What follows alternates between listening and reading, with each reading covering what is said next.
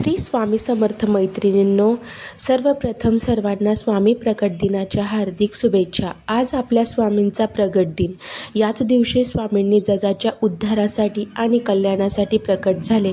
आपण स्वामींना काहीतरी देणं लागतो, म्हणून प्रकट दिनाच्या दिवशी जमेल ती सेवा नक्की करा। सर्वात आधी आपण स्वामींचा अभिषेक करून घेणार आहोत।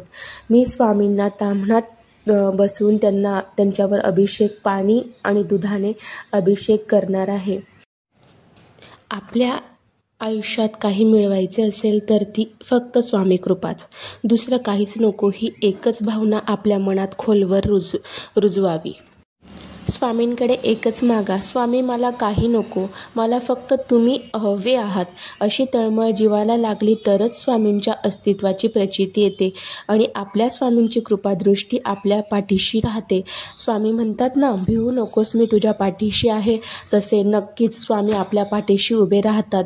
आपल्या सुख दुःखात कधीही आपल्याला एकटं सोडत नाही, असे आपले स्वामी कृपा सिंधू आहेत, म्हणून जमेल ती सेवा नक्की करा। आपण स्वामींना काहीतरी देणं लागतो, म्हणून जे तुम्हाला जमेल, जे स्वामींना अतिशय प्रिय आहे ते देण्याचा प्रयत्न करा। या ठिकाणी तुम्ही स्वामी सेवेमध्ये स्वामी चरित्र सारामृताचे पठण करू शकतात, 11 माळी स्वामी समर्थ जाप करू शकतात, 11 वेळेस तारक मंत्र म्हणू शकतात, पुरुष सूक्त, श्री सूक्तम याचे पठण देखील तुम्ही करू शकतात।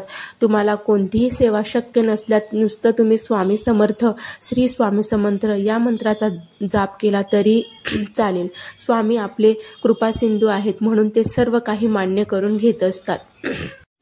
कारण स्वामी माऊली म्हणजे साक्षात दत्तमूर्ती, दाय म्हणजे देणारा, सर्व काही आपल्या भक्तावर प्रेमाने लुटवणारे कृपासिंधूच आहेत ते। फक्त आपली अढळ निष्ठा आणि अनन्य प्रेम पाहिजे आपल्या माऊलींवर। माझी आजची देवपूजा देखील झालेली आहे। मी देवपूजा आधी करून घेतली, मग स्वामी सेवेला सुरुवात केली। या प्रकारे तुम्ही बघू शकतात माझी आजची सेवा पूर्ण झालेली आहे। स्वामी सेवा करून झाल्यानंतर स्वामींची आरती नक्की करा आणि नंतर स्वामींना जे काही आवडते ते देखील तुम्ही नैवेद्य ठेवा आणि स्वामींना पुरणपोळी, तुम्हाला जमत असेल तर पुरणपोळीचा नैवेद्य नक्की दाखवा। स्वामींना एकदा एकाने विचारले, स्वामी तुम्हाला पुरणपोळीच का हो आवडते? तेव्हा स्वामींनी दिलेले सुंदर असे उत्तर, पुरणपोळी बनवायला गहू, डाळ, तूप, गूळ असे वस्तू लागतात। आपण नीट जर बघितलं तर या प्रत्येक पदार्थाची एक वेगवेगळी चव आहे, पण जेव्हा या सगळ्या गोष्टी एकत्र येतात तेव्हा गोड अशी सुंदर पुरणपोळी बनते। त्याचप्रमाणे आपल्या घरात वेगवेगळ्या प्रकारची माणसं जेव्हा एकत्र येतात त्यावेळेस आणि चांगलं वागू लागतात, तेव्हा त्या घरात गोडवा निर्माण होतो। तर तुम्हाला आजचा माझा ब्लॉग कसा वाटला मला कमेंटमध्ये नक्की कळवा आणि अशीच स्वामी सेवा करत राहा।